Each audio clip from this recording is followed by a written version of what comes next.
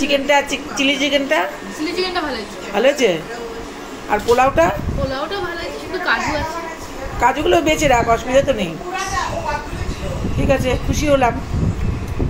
Hello বন্ধুরা, আজকে আমি নাতনির জন্মদিন উপলক্ষে একটুখানি পোলাও বানাচ্ছি, ভাবলাম তোমাদের সঙ্গে শেয়ার করি। আমি সকালবেলায় কেজিখানেক নুনি আতপ চাল ভালো করে ধুয়ে জল ঝরাতে দিয়ে দিয়েছিলাম।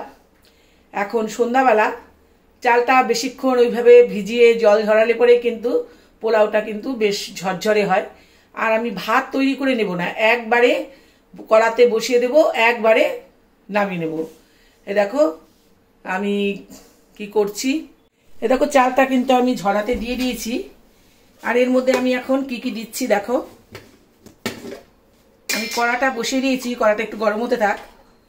এ দেখো এখানে আমি 2 চামচ ঘি দিচ্ছি, 3 চামচ দিলাম। লবণটা আমি পরিমাণ মতো দিয়ে দেব, তবে লবণটা আমি এখন একটু কমই দেব, আমি লাগলে পরে টেস্ট করে দেব, কারণ পোলাওতে লবণ বেশি হয়ে গেলে কিন্তু খেতে ভালো লাগে না। সামান্য একটু গরম মশলাও দিচ্ছি, একটুখানি সামান্য একটু হলুদ দিচ্ছি আমি, কারণ জায়ফলটা আমার কাছে নেই এখন। এটা দিয়ে আমি একটু মাখিয়ে রাখছি। চিনিটাও কিন্তু এই সময় আমি দিয়ে দেবো। এই মিনিট 10 আমি রাখবো মাখিয়ে, কারণ চালটা আমার অনেকক্ষণ থেকেই ঝরা দেওয়া রয়েছে। চালটা কিন্তু দেখো একদম ঝরঝরা। এইভাবে আমি আরো মিনিট 15 রেখে দেব। আর এই পর্যায়ে কিন্তু আমি চিনিটাও এখানে দিয়ে দেব। আমাদের পোলাও একটু মিষ্টি মিষ্টি স্বাদেই বাড়ির সবাই পছন্দ করে। আমি 1 কেজি চালে মোটামুটি 150 গ্রাম পরিমাণ চিনি দিচ্ছি, যে 150 গ্রাম পরিমাণ চিনি দিয়ে দিচ্ছি। যদি লাগে তাহলে আমি দেখে নিয়ে পরে আবার দেব। মিনিট 15 জন্য আমি রেখে দিচ্ছি। আমার কড়াটা কিন্তু গরম হয়ে গেছে। আমি এখানে একটু সাদা তেল দেব, পুরোটা ঘি দিয়ে করবো না, অত ঘি খাওয়া ভালো নয়। আর এর মধ্যে একটু সাদা তেলের মধ্যে একটু ঘি দিয়ে দিচ্ছি। এখানেও কিন্তু আমি 3 চামচ ঘি দিয়ে দিলাম, কারণ ধাপে ধাপে কিন্তু অনেকটা ঘি যোগ হবে। এরপরেও নামানোর সময় আবার একটু ঘি দেবো। তেল আর ঘিটা কিন্তু আমার গরম হয়ে গেছে। আমি দেখো এখানে লবঙ্গ, দারচিনি, একটু এলাচ, একটু জয়িত্রী এগুলো নিয়েছি, এগুলো আমি একটু তেলের মধ্যে দিয়ে দিলাম। আর এই যে কাজু আর কিশমিশগুলো আমি জলে ভিজিয়ে রেখেছিলাম, এগুলো আমি একটুখানি ভেজে নেব। আমি কিন্তু আলাদা আলাদা করে কিছু করছি না, একবারে বসিয়ে দেবো। আর একটা পাত্রে আমি জলটা ফুটিয়ে রেখেছি, আমি গরম জল এতে দিয়ে দেবো।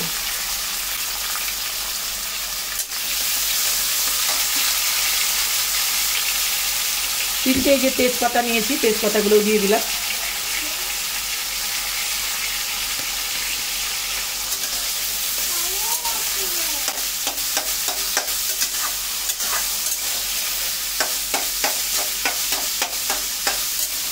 এগুলো কিন্তু খুব বেশি ভাজবো না, আমি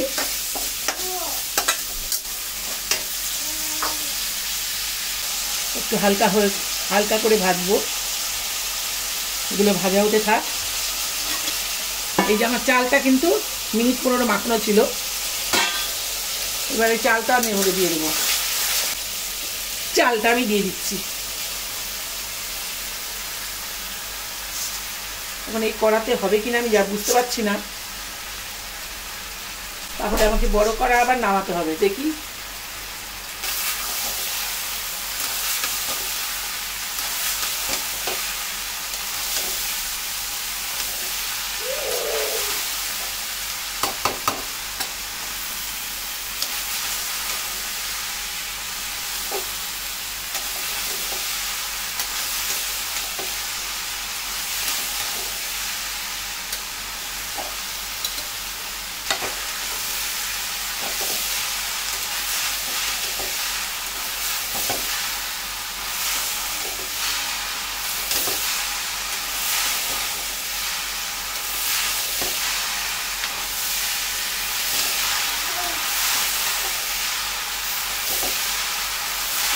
এইভাবে ভাজতে ভাজতে কিন্তু চিনিটাও গলে যাবে।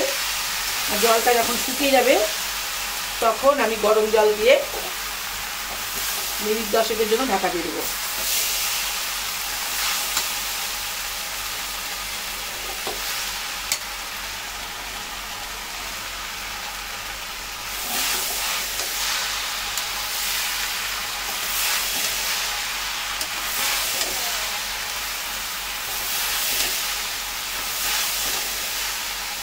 যদি এই কড়াইয়ের মধ্যে আমি নাড়তে না পারি সেই ক্ষেত্রে আমি একটু অন্য বাসনে তুলে নেব, কারণ একটা বাসনে বসিয়েছি আর একটা বাসন আমি এই জন্য আর বার করলাম না।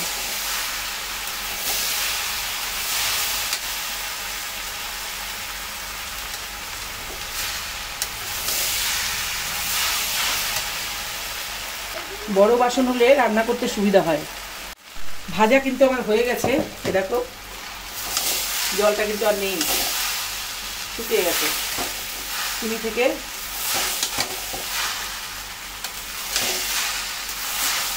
এবার আমি এই যে গরম জল ফুটিয়ে রেখেছিলাম এর মধ্যে,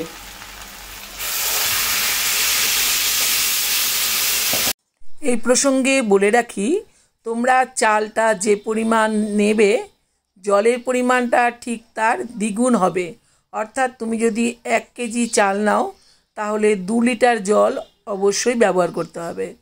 তার বেশিও নয় কমও নয়, কারণ বেশি দিলে কিন্তু ক্যাতকেতে টাইপের হয়ে যাবে, আর কম দিলে কিন্তু শক্ত শক্ত মাছ মতো থাকবে। সেই জন্য জলটা অবশ্যই ঠিক করে দেওয়ার প্রয়োজন রয়েছে। আর পোলাওয়ে যেন কোনোভাবেই নুন বেশি না হয় এটা কিন্তু খেয়াল রাখতে হবে। তোমার একটু কম হলে কিন্তু সমস্যা নেই, কিন্তু বেশি হলে কিন্তু খেতে ভীষণই বাজে লাগে। এই জল দেবার পর তোমরা একটু চেখে দেখে নিও যে নুনটা ঠিকঠাক আছে কি না। আচ্ছা, আমি এখানে একটু মিঠা আতর নিয়েছি, আমি 3-4 ফোঁটা মিঠা আতর এর মধ্যে দিয়ে দিচ্ছি। পোলাওয়ে কিন্তু মিঠা আতর দিলে খেতে খুব ভালো লাগে। আমি বিরিয়ানিতেও ব্যবহার করি, পোলাওতেও দিই। ঠিক 4 ফোঁটা, বেশি দিলে কিন্তু ভালো লাগবে না, উগ্র গন্ধ হয়ে যাবে। 1 2 3 4 বাস। এখানে 200 গ্রাম চালের জন্য 1 ফোঁটা করে মিঠা আতর ব্যবহার করবে। আমি এখানে মোটামুটি 800-900 মতো চাল নিয়েছিলাম, সেজন্য আমি এখানে 4-5 ফোঁটাই দিয়েছি। এই পর্যায়ে আমি আবার 2 চামচ ঘি এতে যোগ করলাম।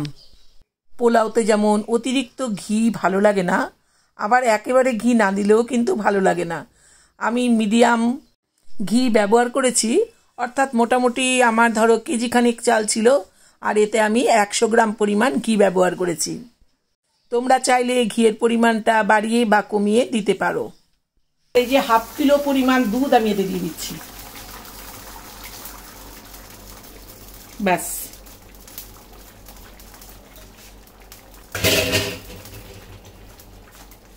আর কিছুই লাগবে না।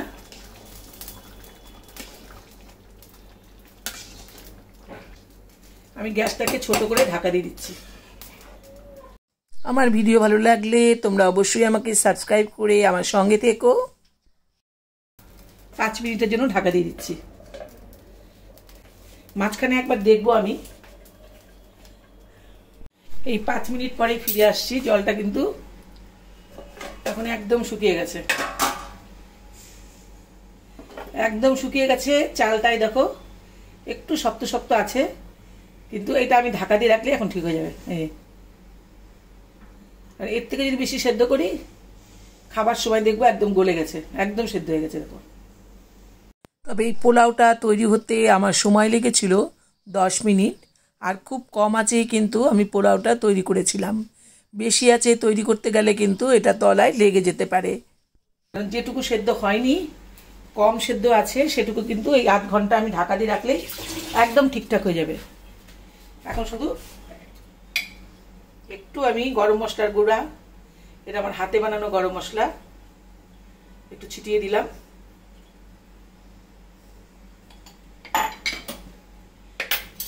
এবার আরো 2 চামচ ঘি দিচ্ছি এর মধ্যে।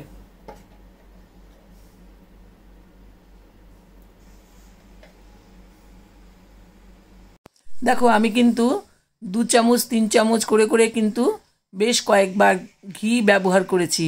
ঘিটা কিন্তু আমি একবারে দিইনি, আমি 4 বার ঘি ব্যবহার করেছি। এই 100 গ্রাম ঘিকে কিন্তু আমি ভাগ করে নিয়ে এই 4 বারে ব্যবহার করেছি।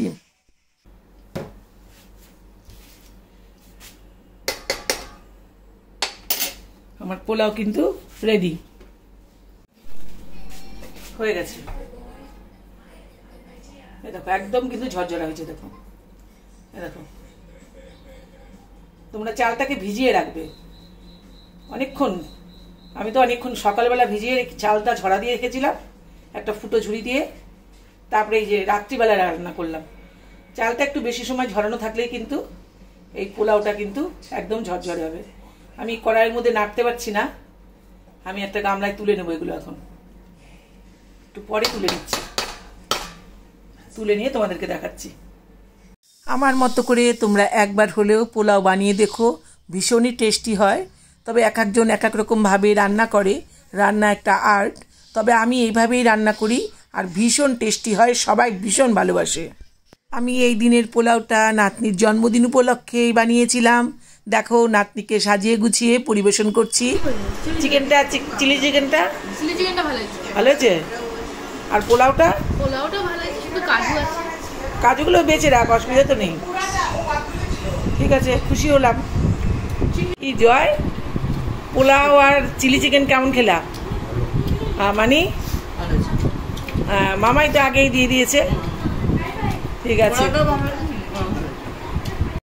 আমার রেসিপি ভালো লাগলে লাইক, কমেন্ট, শেয়ার ও সাবস্ক্রাইব করে সঙ্গে থাকার অনুরোধ রইল। টাটা।